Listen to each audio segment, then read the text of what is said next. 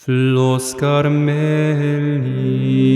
vitis florigera, splendor celi, Virgo puerpera, singulari.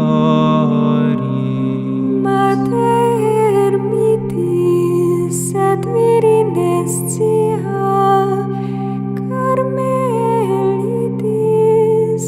esto propitia. Bien, bonsoir à tous. Bonsoir, monsieur l'abbé. Nous reprenons la série des petits topos. Jusqu'à présent, je vous ai quasiment toujours parlé du petit enfant. Le but étant justement de bien marquer les lignes conductrices de la petite enfance en vue de préparer l'adulte. Et je vous ai expliqué combien il était important de ces premières années, combien elle fabriquait le moule dans lequel ensuite on pourrait verser le miel, voire la gelée royale. Et donc je vais avancer en fait en âge. C'est-à-dire que je vais vous parler cette fois-ci de la tranche d'âge d'enfants de 7 ans à 12 ans. Puis nous verrons la prochaine fois la tranche d'âge suivante, c'est-à-dire l'adolescence. Parce qu'il y a vraiment des méthodes d'éducation un peu différentes qu'il faut adapter avec la croissance de l'enfant et sa psychologie. Donc avant 7 ans, vous avez un enfant qui est plutôt faible, plutôt un petit peu grassouillé, les jambes qui sont un petit peu courtes et potelées, qui s'infléchissent sous le poids du corps. Il marche en dandinant, il est maladroit, il chute souvent. Voilà, il fait des petites mimiques buccales, en fait, il est tout ventre. Voilà. D'ailleurs, on voit bien, les petites filles ont un petit ventre tout rond. Comment vous dire, l'abdomen est plus important que le thorax. On voit bien cette petite rondeur, si vous voulez, autour du ventre. Voilà. Ça correspond d'ailleurs aussi à une petite faiblesse que les petits garçons, dit-on, sont souvent un petit peu plus malades avant l'âge de 7 ans. Donc voilà, si vous avez des enfants qui sont davantage les garçons, mais si vous avez des enfants qui sont un peu malades jusqu'à 7 ans, il ne faut pas s'inquiéter, ils ne seront pas malades comme ça toute leur vie. Ils développent des défenses immunitaires après 7 ans, justement, voilà, ça se disait avant, je ne sais pas, ça ne se dit plus maintenant, mais voilà. Donc à 7 ans, il y a une métamorphose, une véritable métamorphose. Le corps s'étire, la poitrine s'élargit et s'allonge, les poumons s'amplifient et s'emplissent de davantage d'air, voilà, et repoussent les viscères. Le cœur et les gros vaisseaux dilatent leurs cavités et on observe un renforcement des parois musculaires. Le sang devient plus rouge, plus chaud, et le petit bonhomme à sang blanc, petit bonhomme ou petite fille, hein, c'est un terme générique, hein, à sang blanc devient un petit garçon ou petite fille à sang rouge et plus chaud. Vous voyez, le système lymphatique et ganglionnaire se développe. Et par contre, le typhus entre en régression. Voilà, la première dentition tombe. Alors, le typhus, c'est voilà, c'est un réseau complexe qui permet de se défendre contre certaines maladies, voilà. La dentition commence à se renouveler, la croissance des os se ralentit un petit peu, fait une poussée, puis après ça se ralentit. La moelle se teinte de jaune, elle est donc plus active dans l'immunité. Le tronc s'étend, grandit plus vite que les bras et les jambes, voilà. Et l'enfant donc acquiert souvent à ce moment-là une plus grande vitalité. Il est plus bruyant, plus remuant. Il est aussi plus endurant. Et puis il a une bonne résistance musculaire et nerveuse. Et il aime les jeux qui sont générateurs de plus d'émotions. Il lui est difficile de se contenir, difficile de tenir immobile à son travail, à la messe. Il a plus de mal, hein, donc ça, il faut le savoir et en tirer parti, quoi. On verra comment on peut justement essayer de calmer cette énergie. Et l'enfant aussi, alors on a l'impression d'avoir un petit adulte miniature, parce que quand il parle, il commence à se rapprocher de l'adulte. Il commence à avoir des réparties. qui sont presque voilà, des réparties d'adultes, qui sont surprenantes pour son âge. Et c'est là qu'on a des parents qui s'extasient devant leur petit génie. Or, il faut faire attention parce que c'est une personnalité de surface. Il attache en fait une autre importance et une autre signification aux gestes et aux mots qu'il utilise que ce que nous apportons nous. Avant, le cercle familial lui suffit complètement. À partir de cet âge-là, à peu près bien sûr, hein, à peu près, ça dépend des enfants, le cercle familial, il a besoin de camaraderie, il est attiré vers les animaux.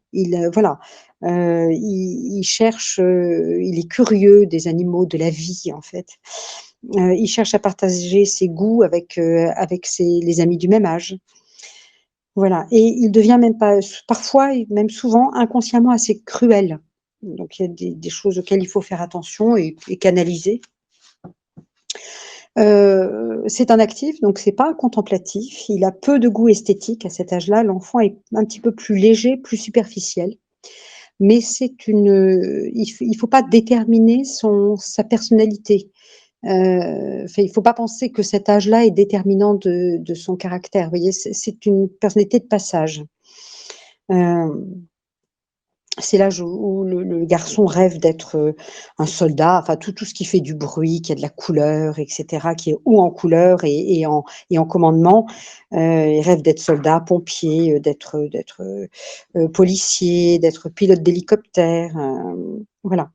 Les enfants, particulièrement les petits garçons, mais même les petites filles aussi, ils deviennent plus intrépides. Et en même temps, ils deviennent aussi plus adroits. C'est-à-dire qu'ils sont acrobates, ils sont agiles, ils font des choses que un jeune adolescent parfois n'arrive pas à faire. Oui. Ils n'ont peur de rien. Et d'ailleurs, cet âge-là, il est plus rare qu'ils se blessent gravement. Ils se blessent, hein, il n'y a aucun problème, parce que justement, leur activité débordante amène voilà, coups et blessures, mais c'est rare que ce soit grave. J'ai vu des choses même surprenantes, des enfants passer à travers des verrières, faire des chutes à cet âge-là, quasiment rien, quoi, quasiment rien, une petite plaie, quelques points et puis c'était réglé, voilà. À cet âge-là, ils commettent aussi des petits larcins. Ça correspond à cette curiosité qui se développe sur leurs propres limites, et sur leur entourage. Donc ils font des petits larcins pour leurs expériences. Il vaut mieux, bon, bah, bien sûr, il faut donner un coup d'arrêt à ce genre de petites choses, bien sûr, il faut gronder, mais c'est un âge où il faut surtout veiller à cette énergie, elle est là et donc le but, c'est plutôt de l'exploiter, de la canaliser que de la brimer. Donc il vaut mieux transformer toute défense purement négative en commandement positif. C'est l'âge de l'entraînement. Il faut entraîner ses enfants, il faut voilà. Et c'est l'âge où les parents doivent être jeunes. Il n'est pas normal à cet âge-là que l'enfant soit tranquille tout le temps dans son coin en train de lire, silencieux. Voilà, il est plein d'élan. Il ne faut pas briser cet élan, il faut le diriger. Il faut utiliser cet âge en fait pour l'aider à vaincre un défaut qui va se développer à ce moment-là, qui est la paresse. J'y reviendrai un petit peu. Donc, c'est l'âge où il se lève seul, il se lave, il s'habille, il range ses affaires tout seul, ses cahiers, ses jouets, enfin bref, toute sa chambre, voilà. Il faut qu'il le fasse avec élan, avec le même élan qu'il apporte à ses activités joyeuses. Donc de 7 à 12 ans, les habitudes bonnes ou mauvaises trouvent un terrain de choix. Et c'est à cet âge-là, si vous voulez, qu'elles s'enracinent profondément. C'est pour ça que sur la deuxième partie de cet exposé, je traiterai des défauts dominants, parce que c'est à cet âge-là qu'on travaille davantage, qu'on est vigilant à ces défauts dominants, justement. On acquiert des habitudes techniques, hein, comme la lecture, l'écriture, voilà, qui sont bien ancrées, mais aussi le dessin, la musique, des aptitudes manuelles, heu, voilà, le vocabulaire même des langues étrangères, hem, la manipulation des grandeurs numériques, de la géométrie. Voilà. Les progrès en matière d'apprentissage sont obtenus par une sorte, je vais vous surprendre, une sorte de dressage, de mécanisme, si vous voulez, extérieur. Ils sont obtenus par la répétition plus que par la réflexion. Heu, ils sont obtenus par, l'affirmation plus que par la persuasion, par le raisonnement. Ils sont obtenus plus par l'autorité que par la libre activité.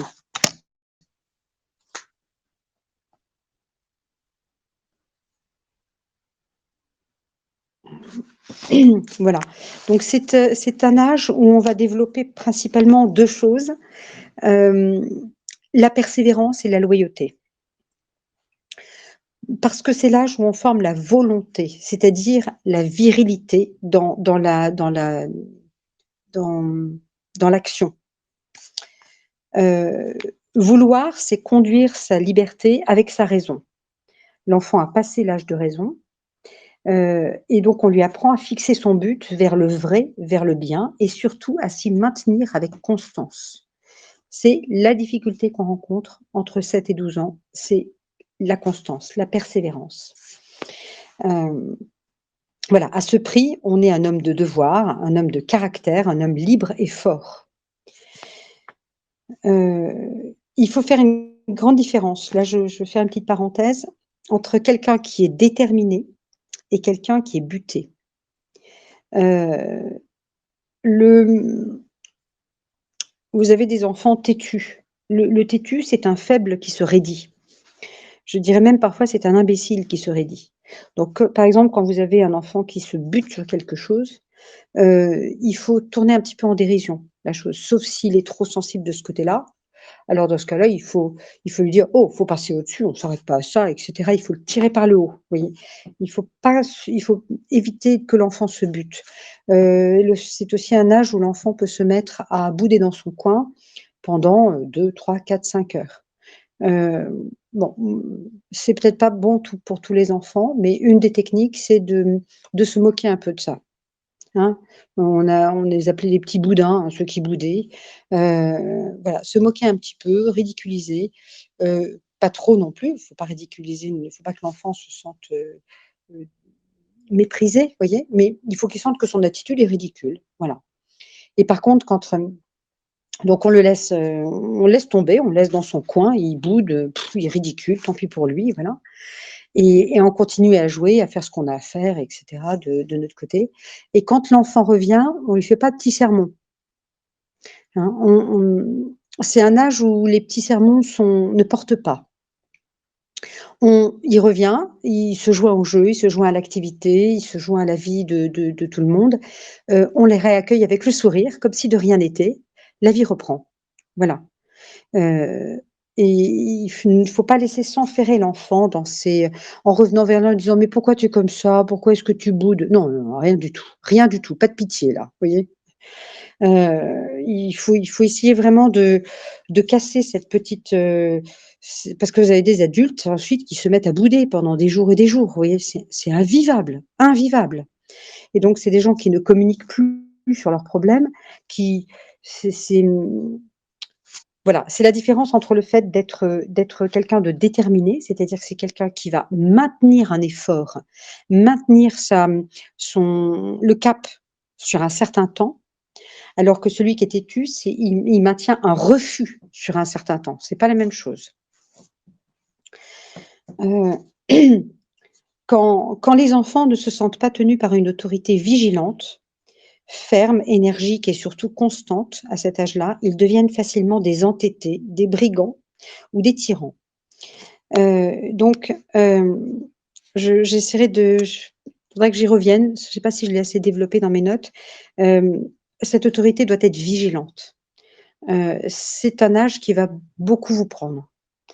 Vous allez peut-être être surpris, vous allez vous dire: «Oh là là, on espérait qu'il ait plus d'autonomie, donc nous-mêmes, nous serons un peu plus libres, on peut lui faire confiance». Oui, oui, on peut lui faire confiance. Mais Ne jamais relâcher sa vigilance.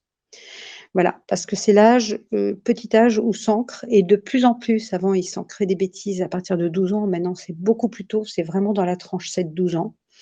Et c'est vraiment et il faut, oui, ils font plus de choses seuls et cetera, mais vous devez interrompre vos activités pour aller voir ce que font vos enfants. Quand ils sont, bon, j'y reviendrai, par exemple sur la pureté et tout ça, voilà. Et vous n'aurez pas de temps tranquille pour vous. Ce sera toujours entrecoupé et il faut l'accepter tout de suite parce que c'est l'abnégation. Voilà. Alors vous avez des enfants qui donnent des grands coups de travail, qui ont de grandes générosités et puis peu après, pour d'autres choses, ben, il y a la nonchalance ou il y a de ce que vous pourrez trouver de l'égoïsme. C'est strictement le contraire de la volonté. Il faut pas se tromper dans l'analyse. On a des enfants qui font des efforts, des gros efforts d'un coup, sur la vertu, sur le travail, sur leur caractère et puis pouf, ça ne dure pas et à nouveau on retrouve ça, c'est exactement le contraire de ce qu'il faut faire. Il vaut mieux un enfant qui s'impose moins de choses, au point de vue travail, au point de vue générosité, mais qui soit constant dans ce qu'il fait, qu'il tienne, qu'il tienne le cap.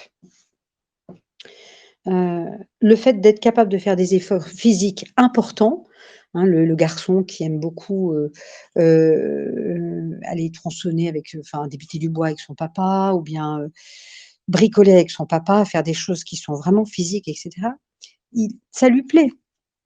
Il y a aucun effort de volonté quand ça plaît. Il y a de l'enthousiasme. La volonté commence à s'exercer quand il y a un petit peu de contrariété, de lassitude, ou bien de dégoût à faire quelque chose, sans que ce soit du dégoût, en tout cas moins d'enthousiasme. Voilà. Donc ne pas se tromper sur ce on appelle véritablement la volonté. La volonté, à cet âge-là, elle est dans la persévérance. C'est d'ailleurs la persévérance qui permet de créer de grandes œuvres et de réaliser des tâches nobles. Hem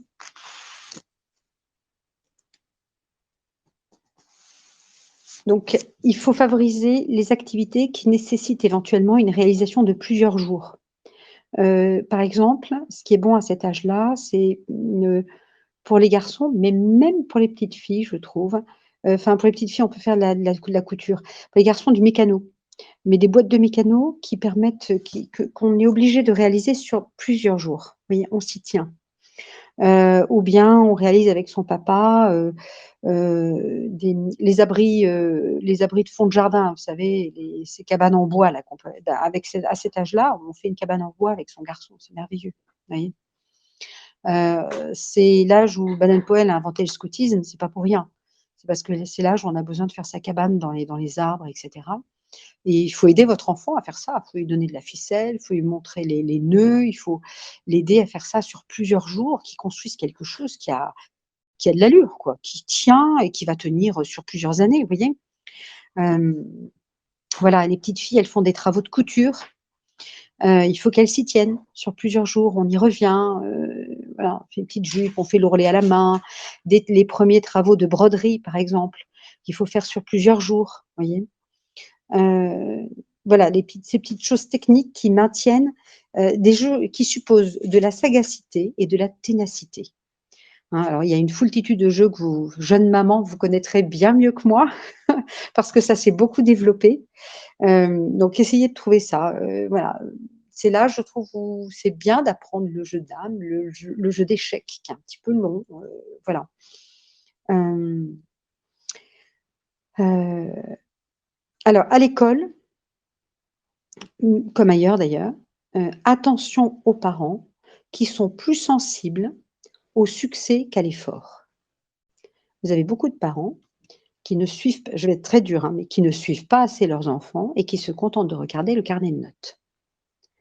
Et ils félicitent s'il y a des bonnes notes et ils dénigrent s'il y a des mauvaises notes. C'est vraiment le contraire qu'il faut faire. C'est exactement le contraire.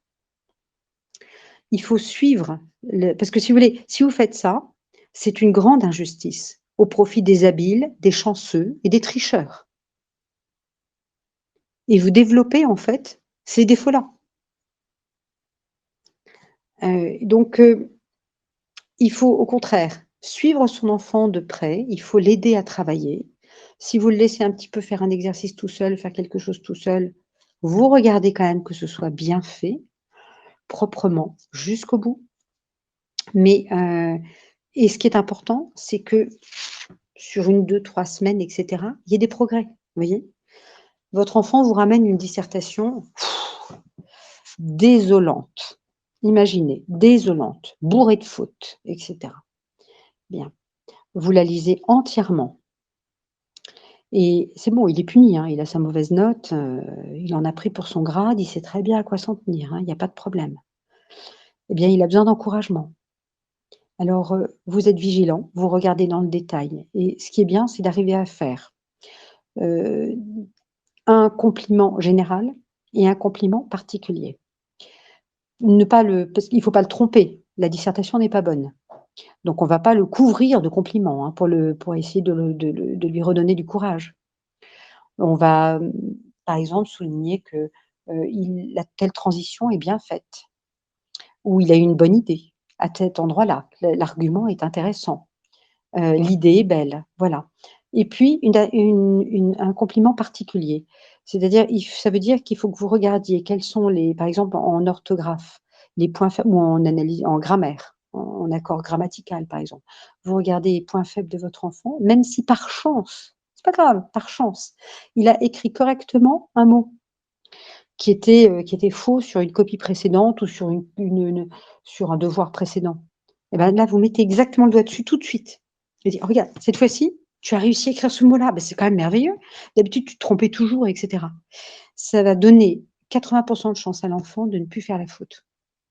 Parce qu'on progresse quand même beaucoup, en voyant qu'on est capable de faire des progrès. La confiance en soi joue énormément dans le progrès de l'enfant. Que les parents ne fassent pas la version latine de l'enfant à sa place. C'est très important parce que vous abîmez chez lui l'idée de justice, vous abîmez chez lui l'idée d'honnêteté et même vous lui retirez un peu de son honneur.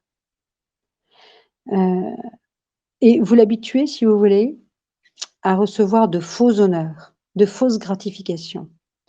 C'est la base d'un mensonge, hein. Et en plus, vous lui enlevez la possibilité de voir ses efforts récompensés au prochain devoir ou au prochain contrôle. Alors, moi, je l'ai fait 1 ou 2 fois, de prendre sur moi, de dire à l'enfant: «Bah, tu ne fais pas tout le travail». Voilà et puis on met un petit mot dans le cahier, en plus, en disant: «Écoutez mon enfant, ça a été très difficile de pouvoir traduire les premières phrases et je me suis permis de lui dire de s'arrêter à tel endroit». Voilà, voilà et vous en discutez avec l'enseignant et ça enfin, je ne connais pas de cas où ça ait fait problème. Dans la mesure où il y a pas d'abus, où c'est justement pour que l'enfant puisse faire alors je dis pas qu'on n'aide pas l'enfant à faire sa version latine, mais on la fait pas à sa place. On lui pose les questions et le but de vos questions, c'est toujours de développer des automatismes. C'est vraiment ce qu'il faut se dire. Encore à cet âge-là, hein, enfin surtout même à cet âge-là, de 7 à 12 ans, il y a vraiment encore la mémoire de travail qui est très importante. Ah oui, alors je voulais vous développer ça. Il y a 2 types de mémoire. Il y a la mémoire de travail et la mémoire à long terme. La mémoire de travail est plus utilisée et développée dans le petit âge et plus l'enfant grandit, plus il va développer sa mémoire à long terme. Heu La mémoire de travail, c'est celle qui permet c'est la mémoire à court terme, si vous voulez, qui permet, sur, une petite leçon de 4-5 lignes, de pouvoir, en la lisant 3 fois, de pouvoir la réciter le soir, hem et après un bon sommeil. Vous savez que le sommeil fixe la mémoire, hein, je vous l'avais dit, c'est très important que l'enfant dorme suffisamment, il saura bien ses leçons et surtout qu'il n'ait pas vu de vidéo. Hein, je connais un parent qui est de très bons parents. Le papa avait voilà, éloigné son enfant des écrans vidéo jusqu'à l'âge de c'est passé à quel âge? Il était en en secondes. Et il lui a permis de regarder des courtes vidéos le soir. Mais il a tout de suite vu que le lendemain, les leçons étaient moins bien sues. Même parce que le cerveau ne peut pas tout gérer, en fait. Dans les vidéos, il y a tellement d'images à engranger que forcément que ce qui est sans image va graver moins facilement, passe derrière.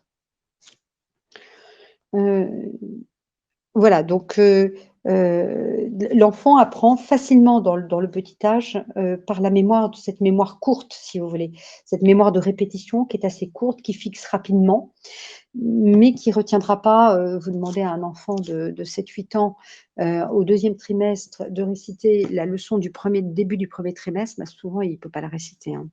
Voilà.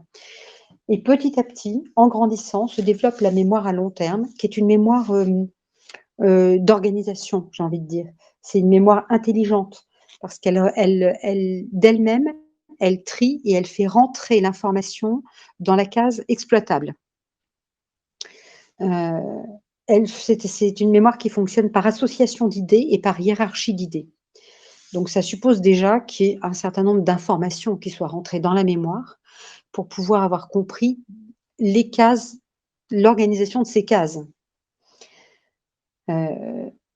Voilà, c'est de la façon dont enfin, c'est pas entièrement déterminant de ça, mais la façon dont vous faites travailler l'enfant de 7 à 12 ans,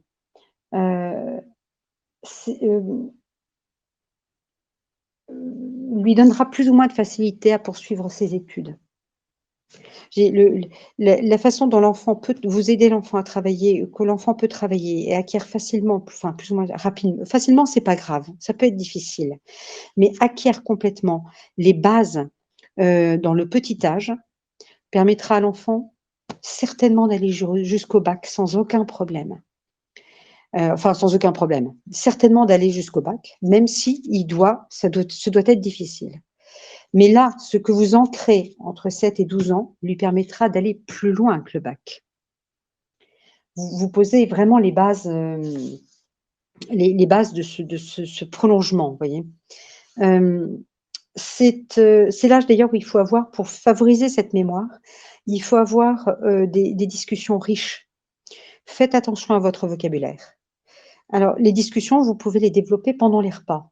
Il y a des petits trucs, c'est-à-dire que vous utilisez les repas pour revenir sur un point de principe, pour développer des choses, pour expliquer, hein, sur le mode de l'explication et pas sur le mode du sermon, de la réprimande, voilà.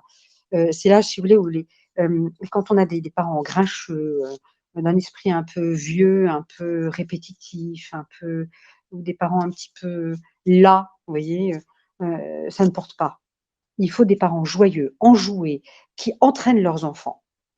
Pendant les repas, vous pouvez aussi décider de traiter d'un thème. Moi, il m'est arrivé de noter sur un petit papier, dans la semaine, il faudrait qu'on arrive à traiter tel thème et tel thème, parce que je vois que il y a une phrase qui a été dite qui correspond à une façon de penser qui n'est pas bonne, parce que ça a été entendu à l'école ou mal répété ou je ne sais quoi, ou bien que ça vient de l'enfant lui-même. Hop, on revient sur le point et hop, on discute de ça à partir d'un exemple. On peut utiliser, un sujet d'actualité sans trop, hein, parce qu'il ne faut pas que l'enfant pense que la vie, c'est d'être collé aux actualités, hein. La vie, c'est d'être collé à ce qu'on fait, c'est d'être à ce qu'on fait soi. On s'occupe d'abord de notre devoir d'État avant d'aller s'occuper de la politique ou de l'international.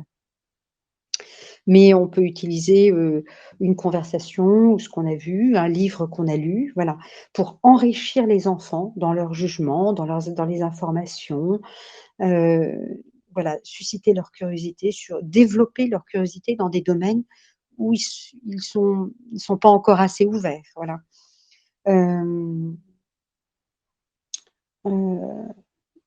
Et même pendant les activités, on a parfois des discussions très intéressantes avec les enfants.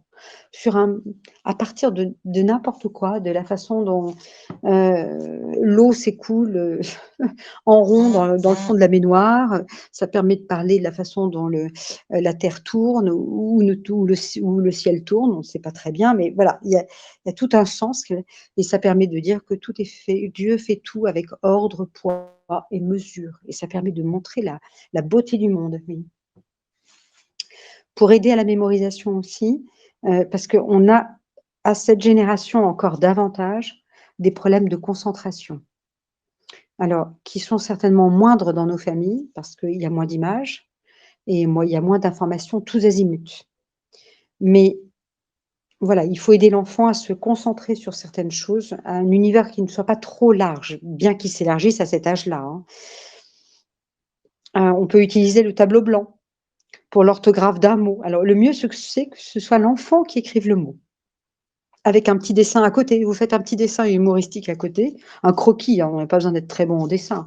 Faites un croquis, voilà. Vous pouvez l'aider aussi à créer un acronyme. Je pense par exemple au cycle de l'eau, précipitation, ruissellement, évaporation, condensation. Bah, c'est le PREC. Voilà, vous pouvez l'aider lui-même à créer ses propres acronymes pour s'aider à apprendre. Voilà, vous le soutenez dans son travail scolaire. C'est un âge où il a besoin d'être soutenu, vraiment. Il a besoin que vous soyez là, que vous l'encouragiez, que vous voyez ses progrès parce que lui, il ne les voit pas. Il vit au jour le jour, il n'a pas de recul. Et puis, c'est toujours cet âge quand même où on se voit beaucoup à travers ses parents. Voilà. L'enfant qui a des difficultés, je ne sais pas s'il est bon de faire beaucoup d'exercices en plus, hein.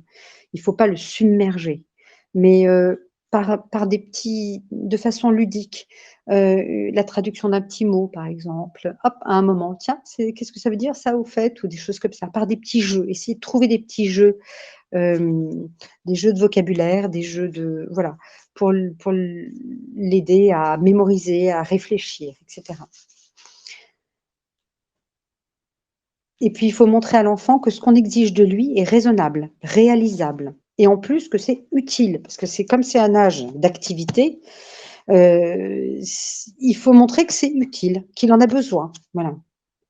Il faut le passionner pour son travail et pour ça, vous devez vous y intéresser. Alors c'est difficile quand on a des familles nombreuses avec des âges différents et cetera, mais c'est vraiment l'âge où il ne faut pas lâcher. Le travail doit être terminé, soigné. Il faut aboutir. C'est une devise, je ne sais plus qui, il faut aboutir. Vous ne pouvez pas tolérer que le travail soit inachevé. Et pour cela, et là, c'est vraiment, ça relève de vous. Vous devez organiser vos journées à vous pour être totalement libre le soir pour vos enfants et pour votre mari. Mais au moment du travail des enfants, de la douche, etc., il faut que tout soit organisé. C'est plus le moment, normalement, c'est plus le moment de faire le repas, c'est plus le moment, vous voyez? Il faut que les choses puissent, se faire facilement pour que l'enfant, voilà, puisse apprendre dans de bonnes conditions, sans précipitation et cetera, voilà.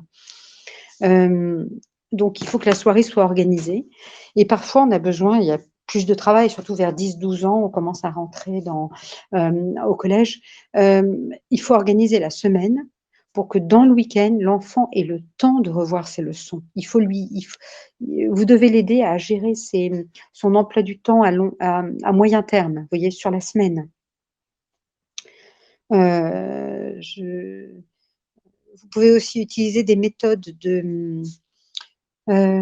de répartition de travail. Vous avez des enfants qui ont du mal il y a beaucoup de travail un soir, moins l'autre soir et cetera et puis il y a des enfants qui ont du mal à apprendre telle ou telle leçon, dans telle matière, par exemple.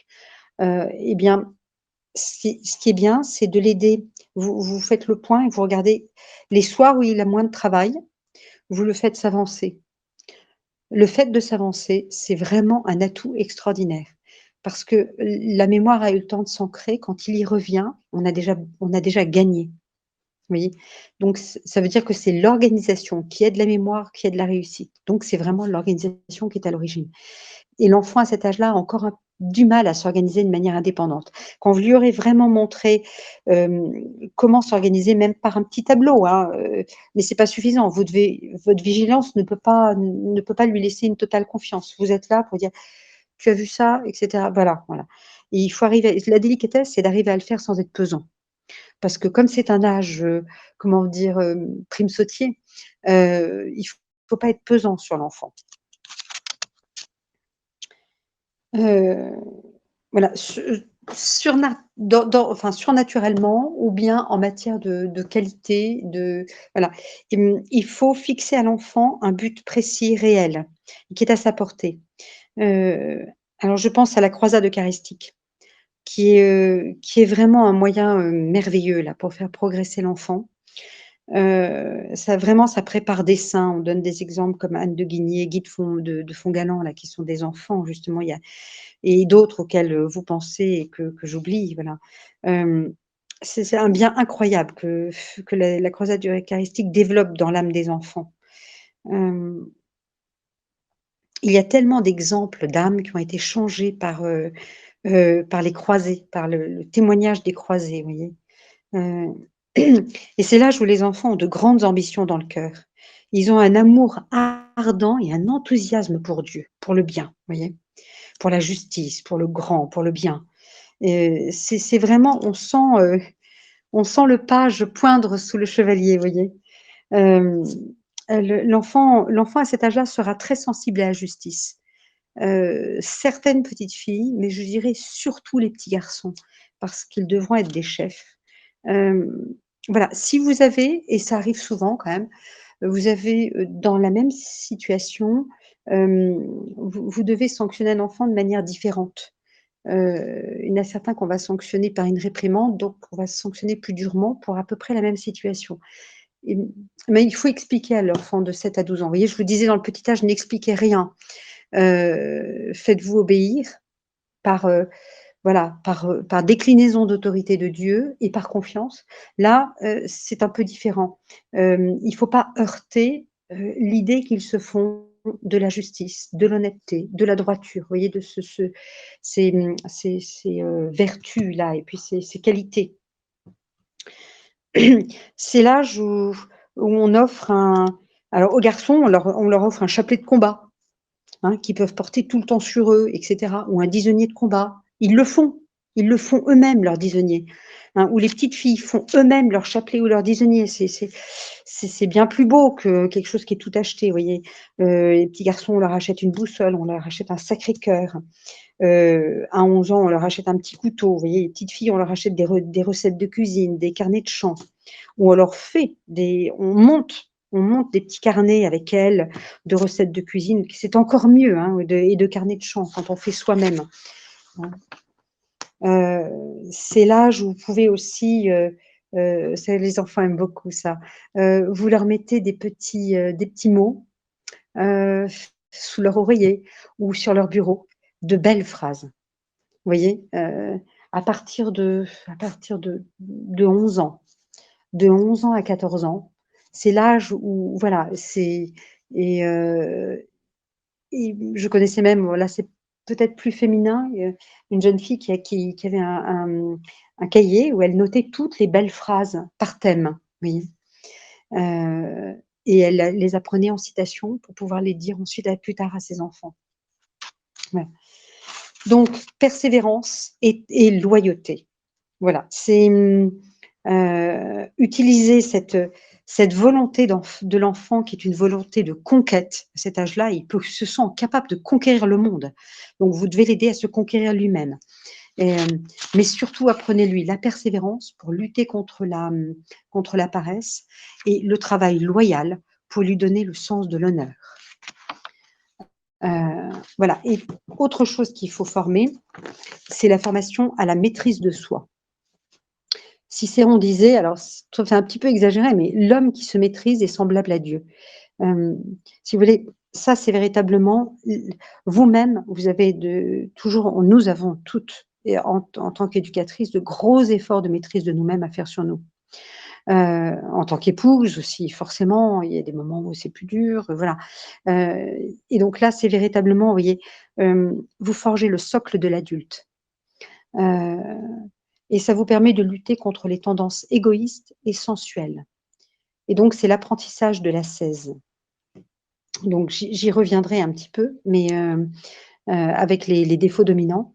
Mais voilà, donc il faudra veiller à la nourriture devrait être, c'est je trouve que c'est là où il faut simplifier la nourriture. Vous voyez? On fait pas des gâteaux tous les jours. Il faut être capable de se contenter d'un bon fruit en dessert, vous voyez? C'est très bien. Une nourriture saine, mais pas compliquée, pas trop soignée, vous voyez? Et il faut lutter contre la gourmandise. Voilà, parce que la gourmandise, elle entraîne le vol et le mensonge. Voilà et ensuite, quelques années après, la sensualité. Et donc je dirais, les petites filles, il faut les tenir, mais c'est plus facile.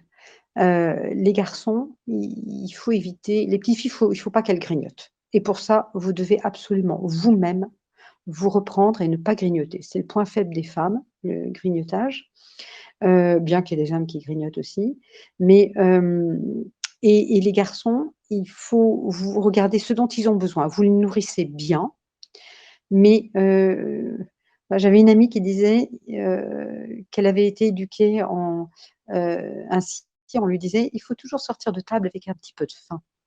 Vous voyez? Parce qu'on tient son corps comme ça, voilà. On n'est pas à sens débridé. Heu, donc on peut, par exemple, tout le monde doit attendre avant de commencer à manger. Voilà, c'est personne ne mange avant le bénédicité et on doit attendre que maman commence pour commencer à manger. Heu, on Par exemple, quand il y a un dessert, eh bien, on n'est pas obligé de manger tout le dessert le jour même. On en mange la moitié pour en manger l'autre moitié le lendemain. On apprend à on se freine. C'est pas parce que c'est sous les yeux qu'on se sert. C'est l'âge auquel les garçons et ça continue après, hein, les filles se cachent moins, mais les garçons vont dans la remise et vont chaparder, des gâteaux, des chips, des choses comme ça. Vous voyez des choses disparaître? Voilà et il faut être vigilant. Et il faut apprendre aussi à partager sur le plan de la nourriture, il faut apprendre à laisser sa part. Vous voyez, quand il reste un petit quelque chose, ben, je vous invite à le donner au papa. Voilà et quand il reste deux-trois parts, eh bien, on dit: «Qui est-ce qui se sacrifie et qui ne prendra pas?» Et quelquefois, c'est toujours les mêmes, hein et donc il faut inciter ceux qui ne le font pas à le faire. Parce qu'il y en a à qui ça coûte moins. Donc il faut aider ceux à qui pour qui c'est plus difficile. Heu, voilà, j'y reviendrai aussi pour la pureté.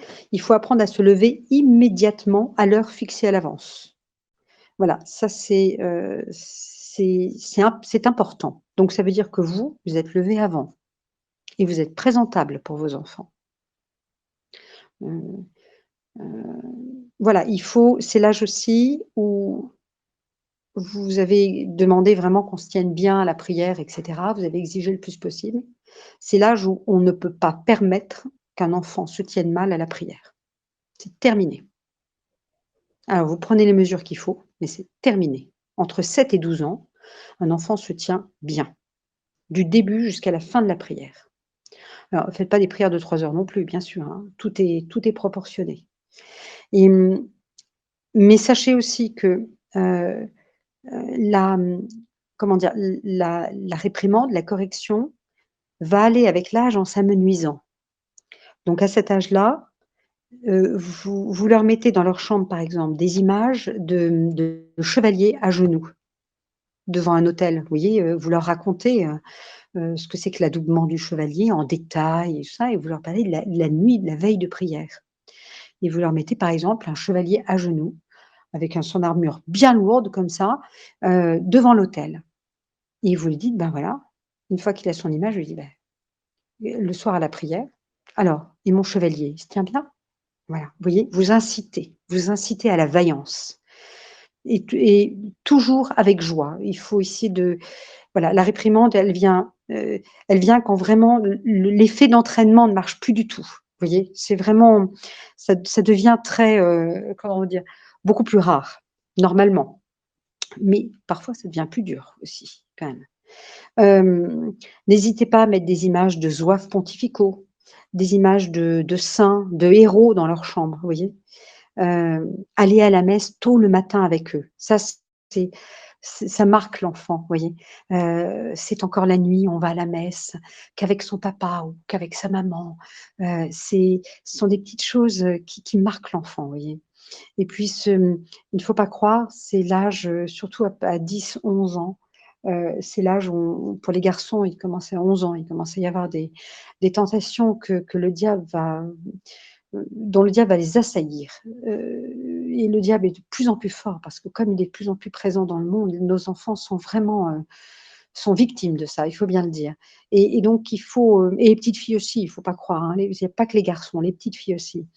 Et la messe, voilà, on peut parler parler avec lui de la richesse de la sainte communion, combien le corps de notre Seigneur lacéré, vous voyez, abîmé, douloureux à l'extrême, se donne à nous et cetera et on explique à quoi sert le corps, vous voyez? Que ce corps doit être, combien il doit être, beau des sacrifices qu'on peut faire, vous voyez? C'est voilà, c'est tout l'idéal, si vous voulez, qui vous voyez, du jeune homme qui s'ancre là. Heu Voilà, il faut que, c'est l'âge aussi où l'enfant doit, donc plus de caprices là, hein, comme je vous disais par exemple, plus d'entêtement, plus d'impatience non plus. Vous voyez? Voilà, il faut vraiment vous montrer du doigt, que voilà, c'est plus possible à cet âge-là d'être impatient, d'être, voilà. Là, il faut que l'enfant prenne sur lui aussi pour les colères, la jalousie. Vous faites attention, voilà, vous lui montrez du doigt. Souvent ça suffit, hein, de dire: «Attention». Et il doit apprendre à supporter aussi les douleurs, voilà, les gênes, les douleurs. Heu, je crois que c'est saint Grégoire de Nazianze qui disait: «Je ne suis jamais bien que quand je suis un peu mal». J'ai pas beaucoup de mérite, je l'ai entendu en sermon dimanche dernier, je trouvais ça très beau. Donc voilà, supporter, voilà, on apprend aux petites filles, aux petits garçons à arrêter de pleurer comme ça, tous leurs sous comme ils ont besoin, après une chute, vous voyez? Heu vous avez des enfants aussi qui, après 7 ans, lorsqu'on leur a pris un jeu ou des choses comme ça, ont une sorte de rage qui leur monte, ils sont sanguins, ça désigne une rage. Voilà, il faut leur apprendre à se calmer, à prendre sur eux. Ça, c'est quelque chose d'assez difficile, hein, de leur faire comprendre et cetera, mais on l'obtient. On l'obtient par la patience, on l'obtient, vraiment. Hem Voilà, bah, c'est un enfant comme c'est l'âge où l'enfant aime beaucoup jouer aux soldats, même les petites filles, eh bien, il y a des techniques très faciles. Heu, on entraîne les enfants, heu, vous avez vu 13 à la douzaine, au coup de sifflet, au coup alors faut pas que ce soit à l'extérieur parce que ça va choquer tout le monde et cetera, mais vous les menez à la baguette et à la militaire, mais avec enthousiasme, par jeu. Les enfants s'y prêtent, mais de grand cœur, voilà. Et vous faites passer plein de choses comme ça, vous voyez? La ponctualité, l'obéissance immédiate, la joie dans le sacrifice, voilà. Hem, heu,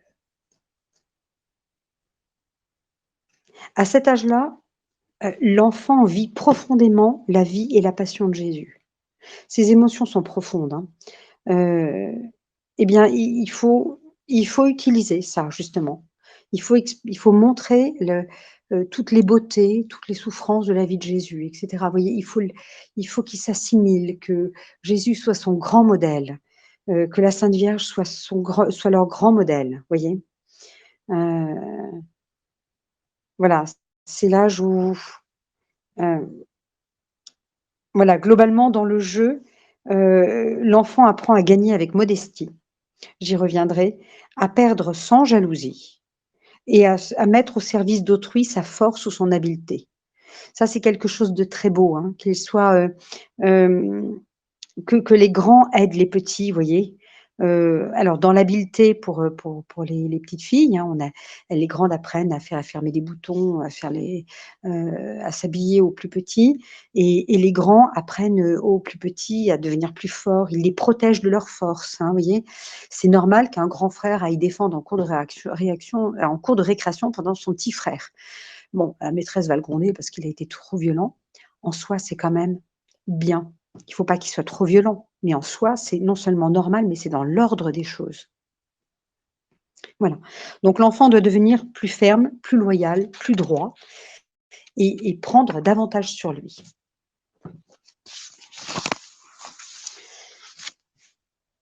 Ah, eh bien, écoutez, je vais être obligée de m'arrêter. Et donc la prochaine fois, on verra comment on va aider l'enfant à combattre les péchés capitaux. Vous voyez? Et comment justement à cet âge-là, les péchés capitaux viennent le titiller, sont davantage présents. Voilà. Voilà, monsieur l'abbé, y a-t-il quelque chose à rajouter? De mon point de vue, non, pas du tout. Très bien. Oui. Bon, faut dire que c'est une partie qui est incomplète, hein, qui est juste de 7 à 12 ans sur la partie naturelle seulement. Voilà. Bon, s'il y a des questions, comme d'habitude, n'hésitez pas. Voilà. Soit maintenant pour que tout le monde en profite, soit plus tard ou séparément si je peux être d'une quelconque utilité. Je vais peut-être me permettre d'ajouter que Oui. ceux qui veulent intervenir doivent cliquer sur le micro. Sinon, ça Mmh. ne marche pas. Il y a des nouveaux qui sont arrivés là. Ah oui, j'ai une question. Faut-il dissuader les filles de jouer à des jeux de garçons et vice versa? Alors, dans le tout petit âge, c'est moins important, hein, jusqu'à 7 ans. Là, je série vraiment les questions. Je pense qu'il faut inciter, les petites filles à jouer à la poupée. Oui, parce qu'il ne faut pas croire. On demandait les exemples sont toujours frappants quand on les prend entre guillemets «chez l'ennemi». Quand on demandait à Napoléon: «À quel âge doit-on former une bonne mère de famille?» Il disait 20 ans avant. Avant sa naissance, bien sûr. Si vous voulez, la petite fille de 3 ans, déjà, c'est une mère, c'est une future mère, qu'elle soit mère naturellement ou surnaturellement, quelle que soit la destinée que le bon Dieu a sur elle, hein, la vue que le bon Dieu a sur elle. Donc je pense, oui, qu'il faut orienter les jeux des enfants. Et les jeux nous aident à les faire grandir. Et la nature féminine n'est pas la nature masculine. Voilà, c'est bien pour ça que Simone de Beauvoir s'est tellement battue pour essayer d'abîmer ça. C'est parce qu'on le sait très bien, l'âme de la jeune fille, l'âme de la femme n'est pas la même que l'âme de l'homme. Et alors, il est bon quand même de développer, même si j'espère que ça vous choque pas, mais de développer une certaine virilité intérieure des jeunes filles. Bon, c'est beaucoup moins le cas maintenant avec la libération de l'esprit de libération de la femme. Ça a fait évoluer ça. Avant, disons, il y a une centaine d'années, on couvait les jeunes filles, il fallait qu'elles soient délicates, fragiles, toutes fines, et cetera. On en faisait des maladives, littéralement. Et il fallait toujours qu'elles attirent par leur teint très pâle ou des choses comme ça, leur air langoureux et tout ça. Je crois qu'on est beaucoup revenu de ça. Je pense qu'une fille, justement, quand on regarde, j'avais lu assez longuement, je dois dire, j'étais revenue sur la femme dans la Bible. La femme forte de la Bible. C'est une femme qui a beaucoup de santé, et qui voilà, qui cherche pas à être forcément, il faut qu'elle soit féminine, hein, et délicate. Il ne faut pas qu'on arrive à un manque de délicatesse. Mais c'est une femme quand même voilà, qui ne s'écoute pas.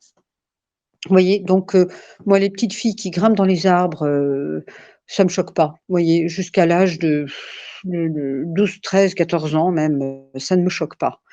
Hem, les filles et les garçons peuvent jouer ensemble, mais il y a un âge où il vaut mieux qu'ils évitent de jouer ensemble, loin de nous.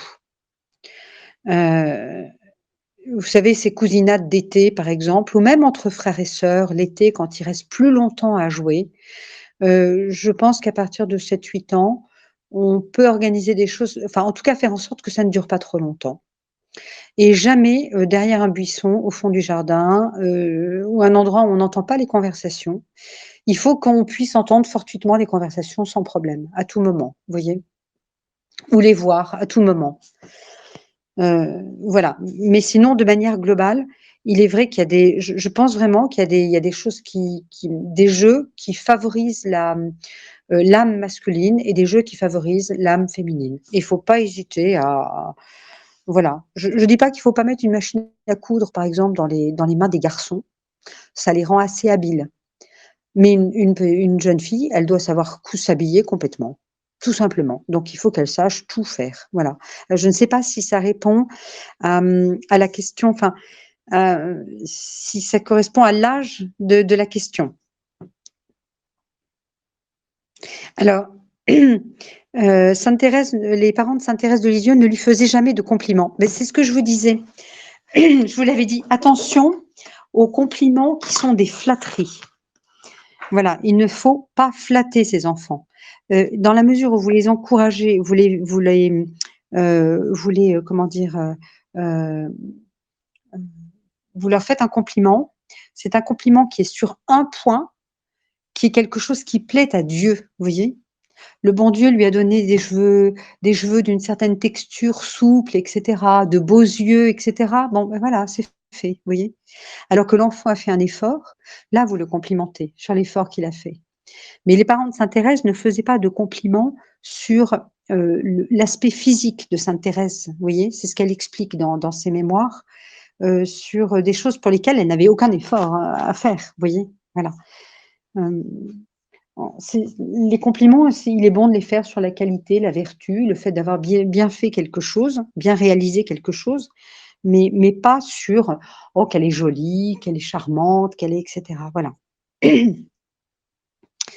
Heu et juste pour conclure, je voulais vous dire que l'âge, l je l'ai pas assez développé, peut-être que j'aurais dû le développer. Quand l'enfant arrive à l'âge de 10-11 ans, c'est vraiment ce qu'on appelle l'âge charmant. Vous avez appris à l'enfant à être, son âme, il est encore préservé de certaines choses, de la dureté du monde et tout ça. Vous l'avez éduqué dans l'amour de Dieu, le respect de lui-même, dans l'effort.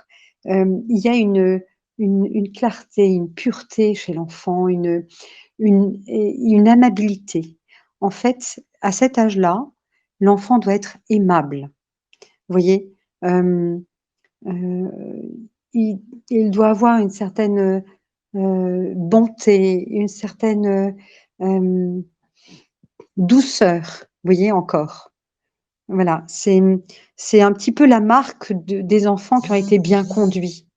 Quand on arrive à 10-11 ans et qu'on voit surtout chez la jeune fille ou bien chez le garçon, on voit cette réserve de l'enfant qui prend sur lui, heu, qui qui reste discret, qui ne parle pas forcément quand il a envie de parler, qui dit pas tout de suite: «Moi, je veux reprendre du plat», oui. Quand on voit toute cette retenue, tout ça, c'est c'est beau, c'est une belle délicatesse, vous voyez? C'est vraiment à cet âge-là qu'on doit on voit on cueille ce fruit, si vous voulez, vous voyez?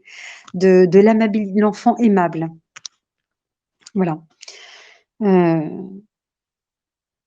ah oui, sur le fait qu'elle soit bien coiffée. Alors, hem, oui, si, on peut complimenter une petite fille sur le fait qu'elle est bien coiffée si justement elle a attaché ses cheveux. Qu'elle est bien propre parce qu'elle a pris soin de ses vêtements. Oui, mais pas parce qu'elle a de jolis vêtements. Vous voyez ce que je veux dire? Elle est propre parce qu'elle est soignée.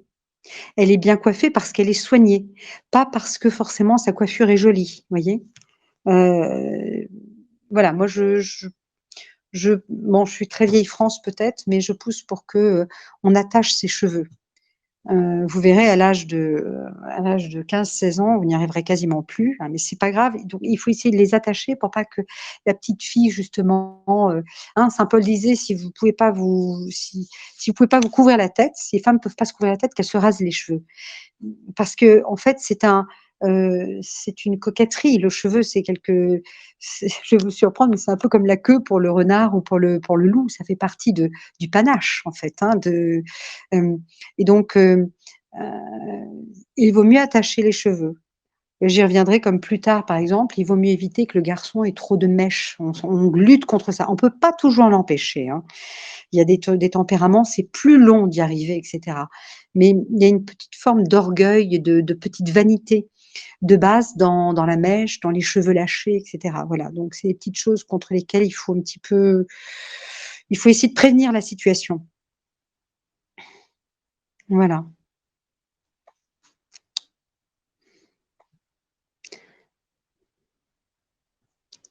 Voilà. Eh bien, écoutez, s'il n'y a pas d'autres remarques ou questions, je vous laisse parce qu'il est 22h et que voilà, je ne vais pas abuser de votre temps. Eh bien, je vous dis bonsoir à tous et a priori à la semaine prochaine. Flos Carmeli vitis florigera, splendor celi, Virgo puerpera, singulari. Mater mitis et virinescia, Carmelitis esto propitia, Stella Maris. Radix iessem germinans flosculum, nos ad esse tecum in saeculum patiari. Inter spinas, quae crescis lilium, serva puras, mentes fragilium, tutelari. Armatura fortis pugnantium, furunt bella tende presidium, scapulari. Per incerta prudens consilium, per adversa iuge solatium, largiari. Mater dulcis Carmeli Domina, plebem tuam reple Laetitia, qua beata